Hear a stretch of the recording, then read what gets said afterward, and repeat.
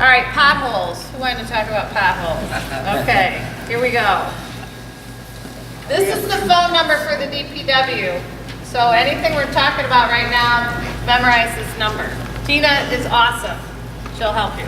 Okay. But obviously we have to improve some of it. Go ahead. I live on Dewey Street for 52 years, and that street has held up pretty good. But I also have property on Sandstone Road. Maybe the city can take some lessons from the county. The county came down last summer late, sprayed the whole highway, the whole road with tar. They put crushed stone on it. I've been up and down there, and you can't find one pothole. Maybe there was something there. I don't know the construction, but Yeah, you want me to speak on that? Or? sure, go ahead. Yeah, we've never recognized, it's really, what they did is really paint the road and put gravel on it. Because, I don't like well, it, we don't do that. We have curb and gutter typically in most streets, and that ends up at our catch basin and so on. They do that on a lot of country roads because they end up building up pavement that really, without building up asphalt. Over a period of time, you've seen a lot of country roads that really are just tar and chip, tar and chip, tar and chip, tar and chip. And we don't do that because at some point, potholes aren't necessarily caused by that. Remember that we've got a freeze-thaw cycle. It's kind of like, matter of fact, I saw a basement today. I'll give you an idea how powerful the frost is. I was in somebody's basement today and they couldn't understand what was going on because frost typically doesn't go that deep next to somebody's house. I went into the house, and I don't want to tell you where it is, and their foundation, the block, had separated 4 inches. The house was being lifted up by the frost in the ground. Right, and split the block. I could see the dirt. And that's because the frost is that powerful. And because we don't live in Florida, and we have frost that it heaves us. Sometimes we don't have frost, sometimes we do. And we've found frost 6.5 feet under roads. And then we had that driving rain. We all believe, we studied it, looked at our engineers. We've also had our DPW out here. At some point, when we had that heat up and we had that rain after that blizzard event, that caused a real problem because it thawed a little bit of the pavement on top and it froze again and pushed. And that right after that is when you started seeing these things appear, basically where the asphalt, when the paver went down the street, you'll see that a lot of that stuff is happening right where the joint of those two, when the paver came together. And it creates a terrible problem. Terrible problem.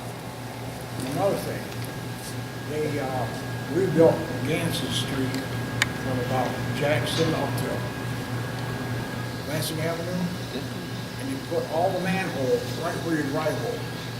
You can drive up through there and you see they're failing already. Why don't they put them in the middle of the street where nobody's going to drive on? Actually, I got an answer for that. Because we have a regulation in the Clean Water Act that says when we put utilities in, they have to have 10-foot separation from a water line to a storm sewer line and to a sanitary line. And you only have so much room in the right-of-way in which to do that. And we can't, I don't know why people did what they did. And we used to get away with it by saying, hey, if I go 5 feet from it, but go 7 feet up, I'm technically 10 feet. Well, the DEQ kind of clamped down. No, can't do that. So basically, you've got the whole road being ripped up by all these utilities. And I agree. I drove down Ganson and Brown today and hit our manholes. And that's a design issue. Because our manholes, and what we're going to start designing is when we do a pavement project, we're going to put concrete collars.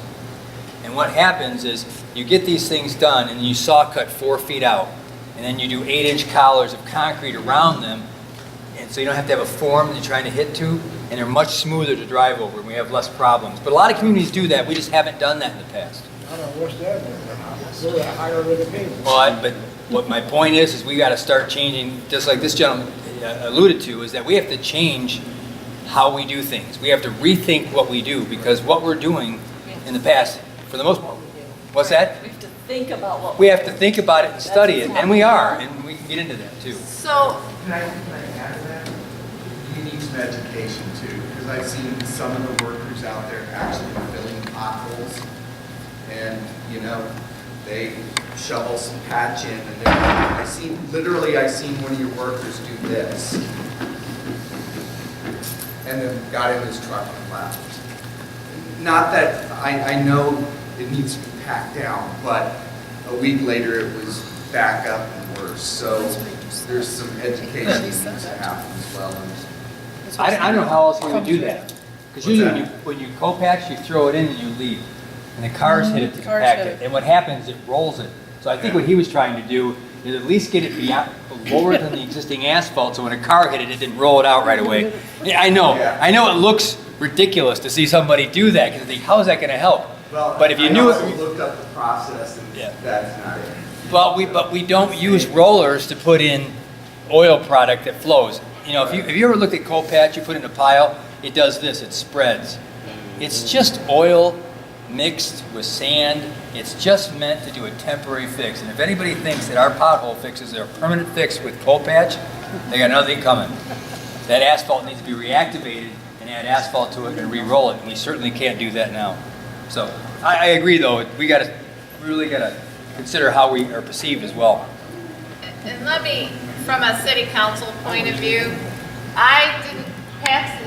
there was one other city manager that I was elected under. And from what I can see from the outside looking in and then coming on the inside, Pat's got a background that I haven't seen in any other city manager, or even just looking at the history. He's got a construction background, so he can oversee and he can see what we've not been paying attention to as employees or whatever. Where, I mean, if I'm running my business, I know my business and I know how to oversee it. So I feel quite confident that we've hired the right person to change the face of Jackson and to improve some of these things that we've been historically constantly doing wrong. So that's just a little vote of confidence that I have in Pat. So today, these are the pothole. If you see a pothole, you can call this phone number and report it. We have 30 days to fix it, but typically our DPW is getting out there within a week. So write that phone number down. And these are the numbers that we've got today. And Laura, does your next slide take into account how we approach how many potholes we've got? No. All right, because we've got streets that, this is how many people have reported, but we've got one street in particular that we counted 431 potholes on. Was that Brown Street? I didn't want to say it. Because there are ones worse than Brown, far worse than Brown. And the problem is that when we take complaints, the reason we say give us some time, because we're trying to have guys go down a street. Because if we're jumping all over the place, we will never get these things fixed.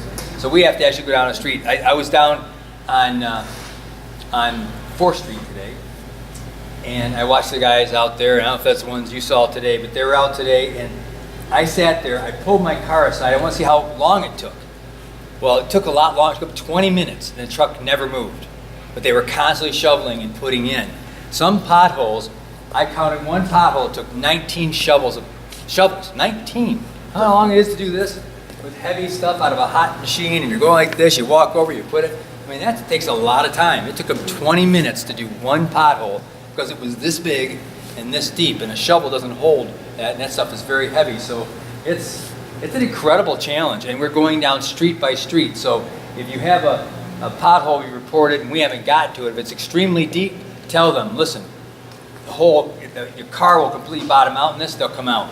But if it's a minor one, what we try to do is get down, and we're doing the whole street at one time and try to work our way down the street. I think they said they used to dispatch 4 guys, now it's 2 guys, and they're sending two or 3 Crews down to streets. different parts of the city, and then when they get to one street to do a pothole, they're gonna try and get all the potholes on that street, and then they go to the next one. But they take the list every morning and try and address them systematically. So the long and the short of it is keep your eyes open and drive slowly right now. I had a person ask me, and I said I would ask at this meeting. Somewhere there is a rumor that there is a fund that people can be reimbursed for damage to their car from potholes. Is there any such thing? The state has done that. We do not. And they have Somebody might know more about it than I know what I read when I talked to Earl about. And they have a fund that's like an insurance fund that you can possibly get reimbursed, but you have to prove that that it's already been a reported problem and that you gave so many days for it to be repaired. I mean, you probably have heard about it too. Go ahead. It's a state trunk line road. Yeah, So it not has to road. be something that's managed by the state. If it's managed by your county or managed by your city, you don't have a So if open it's heck I-94. unless the city. Yeah, I-94, M52, No, that was, it is, but we manage it. right. Yeah, so anytime we fix Michigan Avenue, we send a bill to the state. Okay, all right, so. the- Same with West End. Okay, so Michigan and Brown, that intersection, which is where it happened, would not be covered by the state. Okay, However, there is an insurance. If it's not fixed in 30 days, you can try and get an insurance claim. Against the city, but I can virtually assure you that our insurance company, like any township insurance company, is going to tell you they have governmental immunity. okay. And it's not because we don't try to take responsibility, but if you could imagine the floodgates you'd open up Well, I know, that's why I'm. on that kind of But liability. it has to be reported, and we would have had to ignore it for 30 days. In other words. And quite frankly, So- you all recognize that the government here, and that liability is really yours, Right. it's mine. So the floodgates open up, we had millions of dollars in lawsuits because we didn't get potholes patched fast enough. Guess who pays that bill? We all- If somebody gets a judgment against us, the judge is gonna order all of us to pay more taxes to pay the person who sued us. Right. So, that's part of working together and Did I answer as best I could on potholes? Okay, let's